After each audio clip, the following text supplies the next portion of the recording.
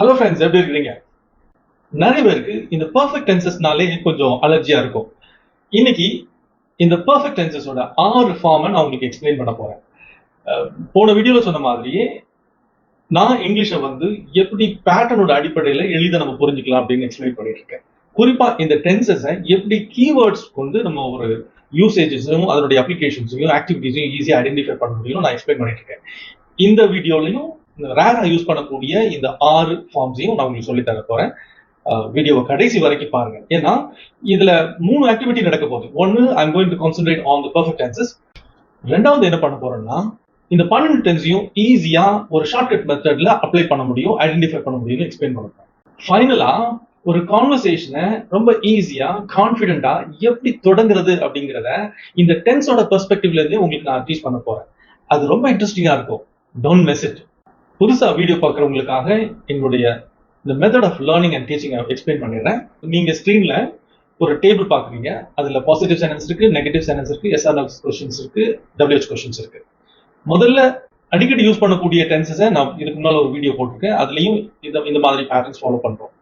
எப்படி ஒரு பாசிட்டிவ் சென்டென்ஸை உருவாக்கணும், எப்படி நெகட்டிவ் சென்டென்ஸ் உருவாக்கணும், எப்படி எஸ் ஆர் நோ கொஸ்டின் உருவாக்கணும், அண்ட் ஃபைனலி எப்படி WH கொஸ்டின் உருவாக்கணும் போட்டிருக்கேன். ரெண்டாவது நீங்க பார்க்க வேண்டிய விஷயம் என்னன்னு கேட்டீங்கன்னா, the role of auxiliary verbs. ஸ்கிரீன்ல பாருங்க, have and has plus pp. ppங்கிறது past participle of a base verb. eat அப்படிங்கிற base verb எடுத்து நான் எக்ஸ்பிளைன் பண்ணிருக்கேன். எல்லா டென்ஸுமே அதை தான் வச்சு எக்ஸ்பிளைன் பண்ணிருக்கேன். ஸோ நெக்ஸ்ட் நம்ம கவனிக்க வேண்டிய விஷயம் என்னன்னு கேட்டீங்கன்னா, கீவேர்ட்ஸ். இந்த பிரசன்ட் பர்ஃபெக்ட் டென்ஸுக்குன்னு சில கீவேர்ட்ஸ் இருக்கு. just now, once, not yet, so far. இதெல்லாம் வச்சு ஒரு சென்டென்ஸ்ல யூஸ் பண்ணச்சுல நம்மளால ஓகே இது ஒரு பெர்ஃபெக்ட் பிரசன்ட் பர்ஃபெக்ட் டென்ஸா இருக்க சான்சஸ் இருக்குன்னு ஈஸியா ஒரு கன்க்ளூஷன் நம்மளால வர முடியும். போன வீடியோல சொன்ன மாதிரி நம்ம படிக்கிற ஒவ்வொரு டென்சஸும் ஸ்பீக்கிங் மட்டும் இல்ல, நிறைய கிராமர் ஆக்டிவிட்டிஸ்க்கு இது ரொம்ப உதவ போகுது. ஸோ நம்ம ஸ்ட்ரைட்டா நான் டேபிள் எக்ஸ்பிளைன் பண்றதுக்கு முன்னால இந்த பெர்ஃபெக்ட் டென்சஸ்லாம் என்ன சீக்வன்சஸ்ல யூஸ் பண்றாங்கிறத முதல்ல எக்ஸ்பிளைன் பண்ணிடுறேன். பெர்ஃபெக்ட் டென்சஸ் எப்பவுமே 3 ஸ்டேஜை தாண்டி போகும். அது என்ன 3 ஸ்டேஜ்? அதாவது ஒரு ஆக்ஷன் பாஸ்ட்ல தொடங்கி பிரசன்ட்ல வந்துச்சுன்னா அது பிரசன்ட் பெர்ஃபெக்ட் டென்ஸா இருக்கும். ஓகே, எக்ஸாம்பிள் நான் உங்களுக்கு தரேன், உங்களால ஈஸியா புரிஞ்சுக்க முடியும். இன்னொன்னு, பாஸ்ட்லயே ஆரம்பிச்சு பாஸ்ட்லயே முடிஞ்சுச்சுன்னா அது பாஸ்ட் பெர்ஃபெக்ட் டென்ஸ் ஆயிருக்கும். லாஸ்ட்ல பாஸ்ட்ல ஆரம்பிச்சு பிரசன்ட்ல ஃபியூச்சர்ல முடிஞ்சதுன்னா அது ஃபியூச்சர் பெர்ஃபெக்ட் டென்ஸ் ஆயிருக்கும். ஐ திங்க் உங்களால ஈஸியா புரிஞ்சுக்க முடியுதுன்னு நான் நம்புறேன். எக்ஸாம்பிள்ஸோட ஒவ்வொரு டென்ஸையும் பார்க்கச்சுல உங்களுக்கு ஈஸியா புரியும். ஸ்கிரீனை பாருங்க. Present perfect tense, auxiliary verb has and have plus pp. எப்படி சிம்பிள் பிரசன்ட் டென்ஸ்ல he she itக்கு மட்டும் does வந்ததோ அதே மாதிரி இந்த பிரசன்ட் பெர்ஃபெக்ட் டென்ஸ்ல has he she itக்கு மட்டும் வரும். have மற்ற சப்ஜெக்ட்ஸ்லாம் எடுத்துக்கலாம். I have eaten, we have eaten, you have eaten, they have eaten. இந்த he she மட்டும் he has eaten, she has eaten, it has eaten. இந்த verb form கரெக்டா ஃபிக்ஸ் பண்றதுக்கு நம்ம பார்க்கணும். ரூல் படி பார்த்தா நெகட்டிவா மாத்தணும்னா எத்தனை வேர்ட்ஸ் வந்தாலும் சரி பிரச்சனை இல்லை. முதல் வார்த்தைக்கு அடுத்தாலும் நீங்க நாட் போட்டுருங்க. I have not eaten. முதல் வார்த்தையை தூக்கி சப்ஜெக்ட்டுக்கு முன்னால போடுங்க. அது எஸ் ஆர் நோ கொஸ்டின் ஆயிரும். have I eaten or have you eaten அப்படின்னு கேட்டுக்கலாம். இந்த yes or no question create பண்ணிட்டு ஒரு WH வேர்டை அந்த எஸ் ஆர் நோ கொஸ்டினுக்கு முன்னால் கொண்டு வந்துட்டீங்கன்னா அது WH கொஸ்டினா மாறிடும். இதை நான் பார்ட் 2ல நான் எக்ஸ்பிளைன் பண்ணியிருக்கேன். அது தெரியலன்னா please go and watch the video. It will be very very helpful for you. இப்போ இந்த பிரசன்ட் பெர்ஃபெக்ட் டென்ஸ்க்கு சில எக்ஸாம்பிள்ஸ் எடுத்து பார்த்துட்டு அதை எப்படி அண்டர்ஸ்டாண்ட் பண்றதையும் பார்க்கலாம். நான் முதல்ல சொன்ன மாதிரி ஏதோ ஒரு ஆக்ஷன் பாஸ்ட்ல ஸ்டார்ட் பண்ணி பிரசன்ட் வரைக்கும் வந்துச்சுன்னா அது பிரசன்ட் பெர்ஃபெக்ட் டென்ஸ். ஓகே, இங்க எக்ஸாம்பிள் கொடுத்திருக்காங்க. I have finished my homework just now. ஒரு ஹோம்வொர்க்கை நான் முதல்ல இருந்து எழுதிட்டு இருந்தேன், இப்போ நான் எழுதி முடிச்சேன். I have just finished my homework. She has visited Chennai once. இப்பவும் ஒரு தடவை சென்னை போயிருக்காங்க, இப்பவும் அந்த அனுபவம் இருக்கு. இப்படிதான் இந்த பிரசன்ட் பெர்ஃபெக்ட் டென்ஸை நம்ம யூஸ் பண்ணுவோம். இது ரொம்ப காம்ப்ளிகேட்டட் கிடையாது. சிங்கிள் சென்டென்ஸ்ல நம்மளால ஈஸியா புரிஞ்சுக்க முடியும். மற்ற ஃபார்ம்லயும் இதே மாதிரி வரும்.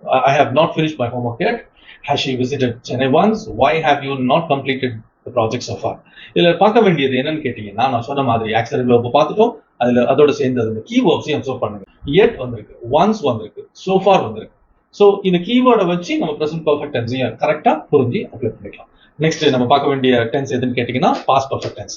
நான் முதல்ல சொன்ன மாதிரி ஒரு ஆக்ஷன் பாஸ்ட்ல ஆரம்பிச்சு பாஸ்ட்லயே முடிஞ்சதுன்னா அது பாஸ்ட் பெர்ஃபெக்ட் டென்ஸ். இங்க ஒரே ஒரு ஆக்ஸிலரி வெர்ப் தான் இருக்குது, had plus pp. எப்படி சிம்பிள் பாஸ்ட் டென்ஸ்ல did இருந்ததோ அதே மாதிரி இங்கேயும் ஒரே ஒரு வார்த்தை தான் had மட்டும்தான்.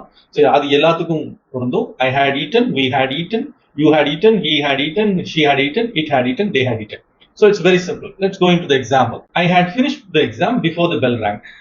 Bell அடிக்கிறதுக்கு முன்னாலே நான் எக்ஸாம் முடிச்சிட்டேன் அப்படின்னு சொல்ல வரோம். She had already left when we reached her house. இங்க ரெண்டு சீக்வன்ஸ் வரது பாருங்க. லிங்கர் whenங்கறத யூஸ் பண்ணிருக்கோம். She had already left when we reached her house.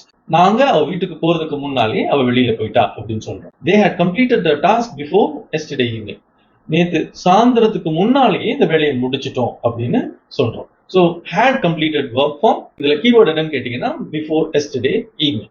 So இந்த கீவேர்ட் இத past perfect tense நம்மளால புரிஞ்சுக்க முடியுது. நெக்ஸ்ட் நம்ம வந்து அதனுடைய அதே வேரியன்ட்ட பார்க்க போறோம். I had not finished the exam before the bell rang. Not add பண்ணிருக்கோம். ரெண்டாவது question, had she already left when we reached our house? அடுத்த sentence, when had they completed the task? So இந்த மாதிரி நம்ம மத்த டைப் ஆஃப் சென்டென்சஸ்லயும் நம்ம இந்த past perfect tenses use பண்ணிக்கலாம். அடுத்து பார்க்க வேண்டியது என்னன்னு கேட்டீங்கன்னா future perfect tense. மேல பாருங்க auxiliary verb shall, will, have. Okay, plus pp. So almost இந்த future perfect tenseல மூணு வேர்ட்ஸ் வரப்போகுது. அதாவது I shall have eaten, we shall have eaten, அந்த மாதிரி மூணு verb form வரப்போகுது. இதை தாண்டி நம்ம கவனிக்க வேண்டிய விஷயம் என்ன? Keywords. By the end of next week, next month, next year, by this time. So நான் முதல்ல சொன்ன மாதிரி இந்த future perfect tense வந்து ஒரு ஆக்ஷன் பாஸ்ட்ல ஆரம்பிச்சு பிரசன்ட் வந்து ஃபியூச்சர் வரைக்கும் போறதை எக்ஸ்பிரஸ் பண்றது தான் future perfect tense. So table பார்த்து நீங்களே புரிஞ்சுக்கோங்க. நெகட்டிவ்னா ஃபர்ஸ்ட் வேர்டுக்கு அப்புறம் நாட் போட்டுக்கோங்க. டபிள்யூஹெச் எஸ்ஓ கொஸ்டின் வேணும்னா முதல் வேர்டை தூக்கி சப்ஜெக்ட்டுக்கு முன்னால் போடுங்க. டபிள்யூஹெச் கொஸ்டின் வேணாம் எஸ்ஓ கொஸ்டினுக்கு முன்னால உங்களுடைய டபிள்யூஹெச் வேர்டை நீங்க ஆட் பண்ணிக்கலாம். இதுக்கு எக்ஸாம்பிள்ஸ் எல்லாம் பார்க்கலாம். I will have completed my project by end of the next week. அடுத்த வார இறுதிக்குள்ள நான் என்னுடைய இந்த project முடிச்சிருப்பேன். She will have learned driving by this time next month. Okay, அவங்க ஒரு 1 month டிரைவிங் போறாங்க. அது இந்த நெக்ஸ்ட் மந்த் இதே சமயத்துல அவங்க டிரைவிங் முடிச்சுப்பாங்க. கீவேர்டை பாருங்க. by the end of next week, by this time next month, okay, by the end of next year. So இது இந்த மாதிரி நம்ம யூஸ் பண்ணலாம். ஆனா சில சமயம் நம்ம யூஸ் பண்றது தெரியாதனால நம்ம யூஸ் பண்றது கிடையாது. நெகட்டிவா கொண்டு வரலாம், கொஸ்டினாவும் கேட்கலாம். இதையும் நீங்க ஒர்க் பண்ணி பார்த்துக்கோங்க. again and again I'm talking about practice. Okay, என்னதான் டென்ஷன் நம்ம ஒன்று இருந்தாலும் நம்ம இந்த நான் சொல்லி கொடுக்குற ஃபார்மேட்ல உங்களுக்கு நல்ல மனசுல ஏறணும்னு நினைச்சீங்கன்னா நீங்க ஒன்று எழுதி பார்க்கலாம், இல்ல யோசித்து பார்க்கலாம், இல்லைன்னா கொஞ்சம் கால்குலேட் பண்ணி பார்க்கலாம். மேத்தமெட்டிக்கலி அரித்மெட்டிக்கலி ஒரு கணக்கு மாதிரி எப்படி கால்குலேட் பண்ணி நீங்க இந்த டேபிள புரிஞ்சுக்கிட்டீங்கன்னா உங்க மனசுல ஈஸியா பதிஞ்சிடும். போன வீடியோல இந்த கண்டினியூஸ் டென்ஸை எப்படி யூஸ் பண்ணணும்னு நான் சொல்லி கொடுத்தேன். Continuous means any action in ப்ராசஸ்னு அர்த்தம். ஏதோ ஒரு விஷயம் தொடர்ந்து நடந்துட்டு இருக்குன்னு அர்த்தம். எல்லா பர்ஃபெக்ட் கண்டினியூஸ் டென்சஸ்லயும் ஒரு ஆக்ஷன் கண்டினியூஸா நடக்கும். அதுதான் இதை சொல்லி கொடுக்க போறோம். முதல்ல நம்ம present perfect continuous tense பார்ப்போம். auxiliary verb பாத்தீங்கன்னா have been, has been. he she க்கு மட்டும் has been வரும், மற்றதுக்கெல்லாம் have been வச்சு யூஸ் பண்ணிக்குவோம். டேபிள் நல்லா கவனிங்க. உங்களுக்கு பாசிட்டிவ் வேணும்னா ஃபர்ஸ்ட் வேர்டுக்கு இந்த அதே ஃபார்ம் நம்ம யூஸ் பண்ணிக்கலாம். I have been eating, we have been eating, you have been eating. So அப்படி போகுது. நெகட்டிவ் வேணா நீங்க ஃபர்ஸ்ட் வேர்டுக்கு அப்புறம் நாட் போட்டுக்கலாம். எஸ் நோ கொஸ்டின் வேணா ஃபர்ஸ்ட் வேர்டை தூக்கி சப்ஜெக்ட்டுக்கு முன்னால போடலாம்.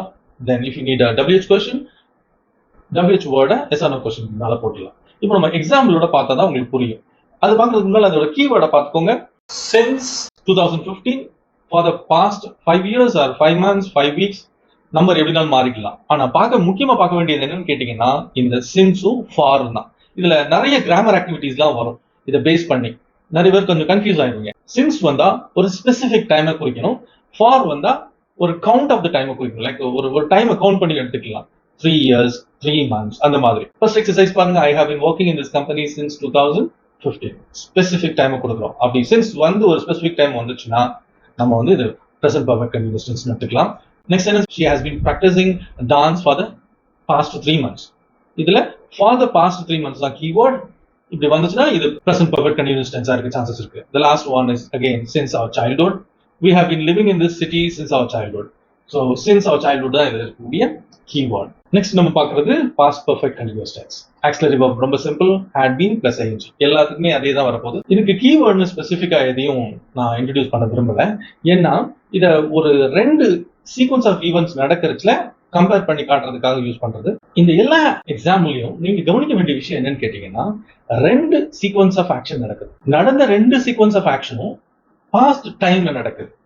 Started raining when our friends arrived until last year. இந்த 2 ஈவெண்ட்டுக்கு உள்ள கனெக்ஷன் நீங்க புரிஞ்சுக்கிட்டீங்கன்னா இந்த பாஸ்ட் பர்ஃபெக்ட் கண்டினியூஸ் டென்ஸை எப்படி யூஸ் பண்ணணும்னு உங்களுக்கு தெரியும். சார் இப்படிதான் இந்த பாஸ்ட் பர்ஃபெக்ட் கண்டினியூஸ் டென்ஸை யூஸ் பண்ணணுமா, சிம்பிளா சொல்ல முடியுமா அப்படின்னு கேட்டீங்கன்னா கண்டிப்பா சொல்ல முடியும். ரொம்ப ஈஸியாகவும் சொல்லலாம். Like I have been walking in the garden and it started raining. Easy. Okay, she had been studying for hours and her friends arrive. ஈஸியா நம்ம புரிஞ்சுக்கலாம். ஆனா மேல நீங்க போக போக அட்வான்ஸ்ட் ஸ்டேஜ் அடைய அடைய உங்களுக்கு இந்த மாதிரி டென்ஸை யூஸ் பண்ணணும் அப்படிங்கறத புரிஞ்சுக்கணும். அதுக்காக தான் நீங்க கத்துக்கணும். கண்டிப்பா நம்ம லாஸ்டா பார்க்க போறது future perfect continuous tense. Auxiliary verb ரொம்ப simple. Shall, will, have been plus ING. எப்படி வேணுமோ நீங்க யூஸ் பண்ணிக்கோங்க. டேபிள் பார்த்துக்கோங்க.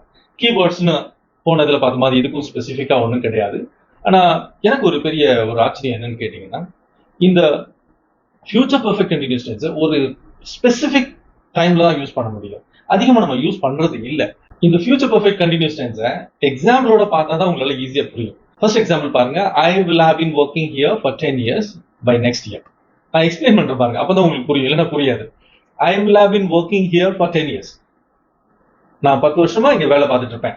Okay, understood. எப்போ? By next year. அப்போ இப்போ எத்தனை வருஷம் ஒர்க் பண்ணிட்டு இருக்கேன்? 9 வருஷம் தான் ஒர்க் பண்ணிட்டு இருக்கேன். இன்னும் ஒரு 1 year கழிச்சாதான் 10 வருஷம் ஆகும். அதே மாதிரி நெக்ஸ்ட் இது பாருங்க. she will have been studying for 6 hours. எப்போ? by the time the exam starts. they will have been living in the city for 5 years. எப்போ? by the next month. இப்போ 4 years 11 months தான் ஆகுது. Okay, he will have been practicing cricket for 3 years. எப்போ? by next summer. so இந்த சீக்வன்ஸ்ல தான் நம்மளால ஒரு future perfect continuous டென்ஸை use பண்ண முடியும்.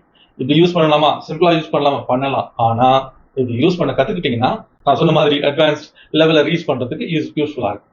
கடைசியா எல்லா டென்ஸையும் பார்த்துட்டோம்.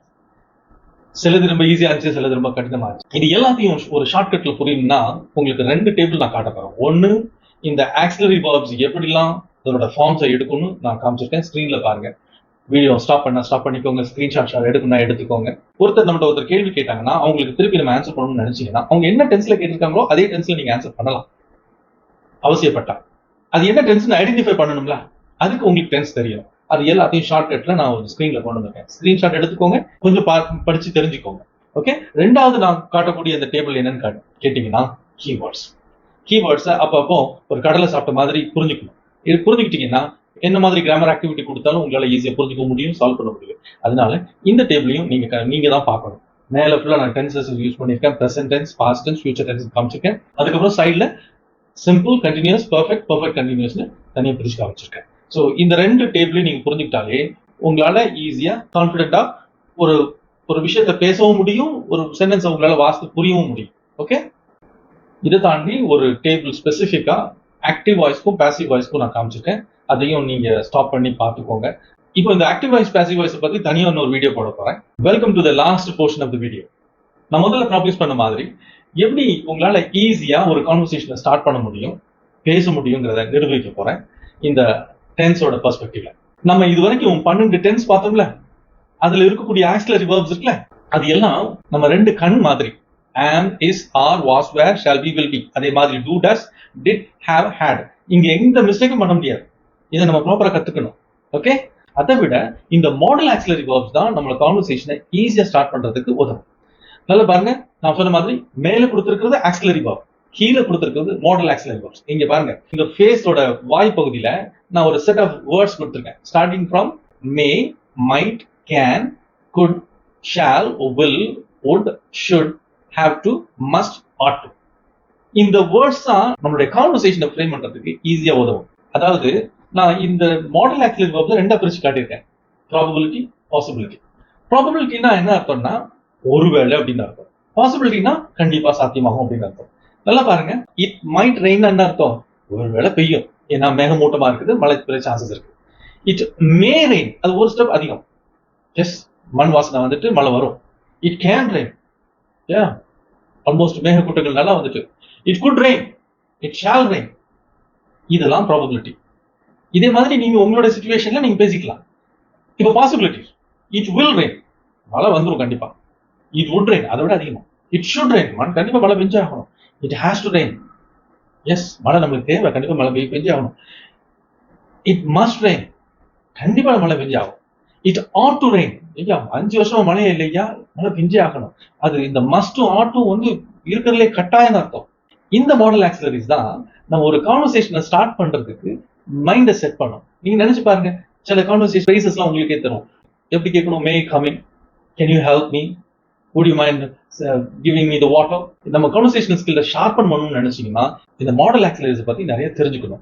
ஸோ இதெல்லாம் நீங்க யூஸ் பண்ண ஆரம்பிச்சிட்டீங்கன்னா ஈஸியா இங்கிலீஷ் பேச முடியும். இந்த வீடியோ மட்டும் உங்களுக்கு பெரிய அளவில் ஒரு பெரிய தாக்கத்தை உருவாக்கிட முடியாது.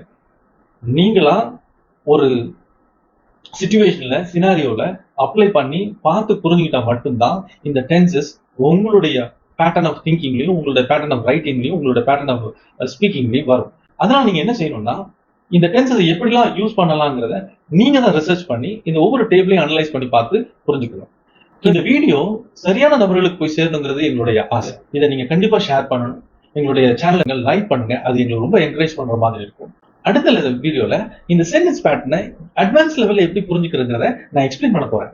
அடுத்த வீடியோ வர வரைக்கும் இந்த டென்ஸை ப்ராக்டிஸ் பண்ணிட்டே இருங்க. Good bye.